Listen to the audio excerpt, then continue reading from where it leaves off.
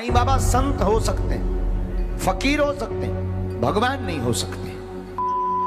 साईं बाबा एक साधु हो सकते हैं, एक संत हो सकते हैं, एक गुरु हो सकते हैं, भगवान नहीं हो सकते ना बेटा। इसी सवाल का जवाब ढूंढने निकला हूँ और इस जवाब की तलाश में मैं शामिल होने जा रहा हूँ एक ऐसी यात्रा में जहाँ रास्ता सिर्फ पैरों से नहीं बल्कि विश्वास, आस्था और उम्मीद से तय किया जाता है।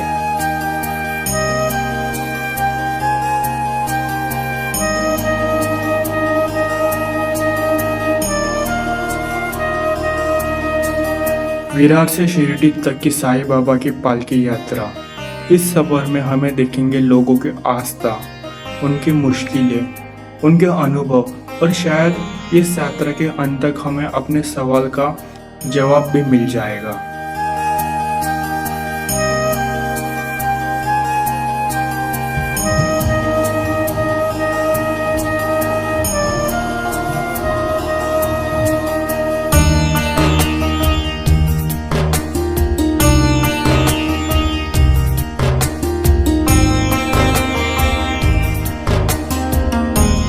कुछ सफ़र मंजिल तक पहुंचने के लिए नहीं होते, कुछ सफ़र इंसान को अंदर से बदलने के लिए होते हैं।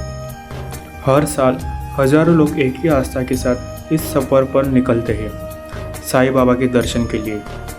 लेकिन सवाल यह है, इतने लंबे सफ़र में आखिर लोगों को क्या मिलता है? यह सिर्फ एक पालकी नहीं है, यह उन लोगों की आस्था है जो अपनी परेशानियाँ, अपनी मान्यता और अपनी उम्मीद लेकर इस सफ़र पर निकलते हैं। सुबह का वक्त, आंखों में नींद कम और उत्साह ज़्यादा।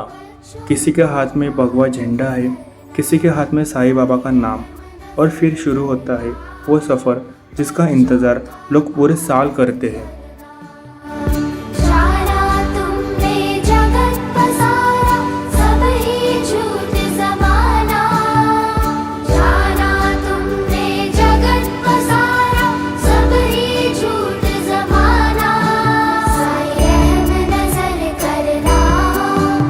तुम्ही कधीपासून येता पालखीमध्ये? आमची पालखी 2008 पासून आम्ही चालू केलेली आहे. 2008 पासून.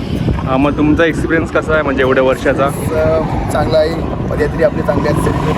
तसेच आमच्या मंडळाचे सभासद सदस्य जे आहेत ते सर्वांना कामं वाटून आम्ही प्रत्येकाने हे आंदोलन व्यवस्थित आपली पालखी निघते. आणि तुमची श्रद्धा केवढी आहे बाबांबद्दल? श्रद्धा भरपूर आहे. 2008 पासून जी चालू केली आम्ही, ते अनुभव फार वेगळे आहेत आमचे. दरवर्षी जे आम्हाला अनुभव असतात बाबांचे, जे सेवा करतो त्यांचे आम्हाला अनुभव खूप चांगले आहेत. आणि बाबांमुळे काय तुमच्या लाईफमध्ये काय चेंजेस झालेले आहेत? भरपूर चेंजेस झाले आहेत. भरपूर म्हणजे खूप बाबांच्या कृपेने आम्हाला भरपूर काही दिलेलं आहे बाबा. तुम्हाला चालताना कसं वाटतंय?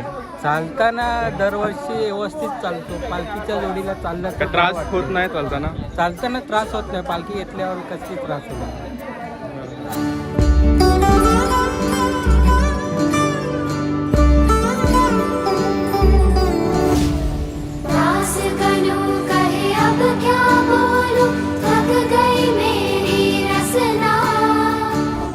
बाबावर खूप श्रद्धा आहे आणि बाबाने बोलावलं तरच माणूस येऊ शकते इकडे, तर कोणी येऊ शकणारच नाही. त्यांचं बोलवणं आलं तरच आम्ही येऊ शकतो. जिथपण ते लोक बोलवत, बाबांचं बोलवणं येत नाही तिथपण आम्ही येऊ शकतो. त्यांचं बोलवणं जर आलं तर माणसाला पैसे असो का नसो तो माणूस येणारच. ते बाबांची आमच्यावर श्रद्धा आहे आणि बाबाला आमचं म्हणजे एक आई आणि बाप आहे. आमच्याकडे पैसे असले नसले तर, माझ्याकडे पैसे नव्हते, बिना पैशाने मिळालो, पण बाबाने माझी सोय केली म्हणून तर मी इकडे इथपर्यंत पोचलो. तुम्हाला त्रास नाही होत काय? काय नाही. अजून बघा माझ्या पायाला बोर्ड आले का? नाही. बरोबर. ओम साईराम.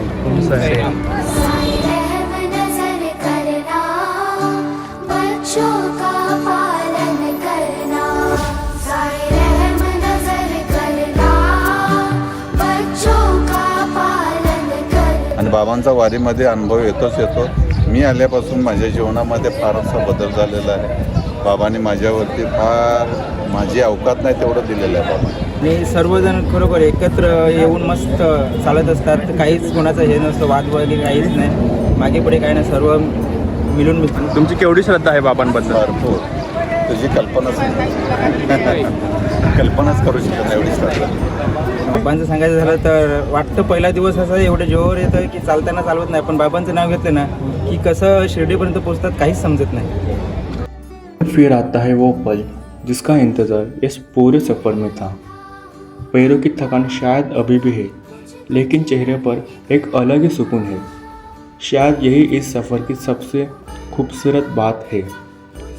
मंजिल पर पहुंचने के बाद इंसान सिर्फ ये नहीं कहता कि मैं पहुंच गया, वो कहता है बाबा आपने मुझे यहाँ तक बुला लिया. और जिस सवाल का जवाब ढूंढने हम निकले थे, उस सवाल का जवाब आपको मिल ही गया होगा. इन लोगों की साईं बाबा बद्दल प्रेम देखकर, उनका श्रद्धा देखकर और उनका साईं बाबा बद्दल भाव, ये सब देखकर आपको उस सवाल का जवाब मिल ही गया होगा.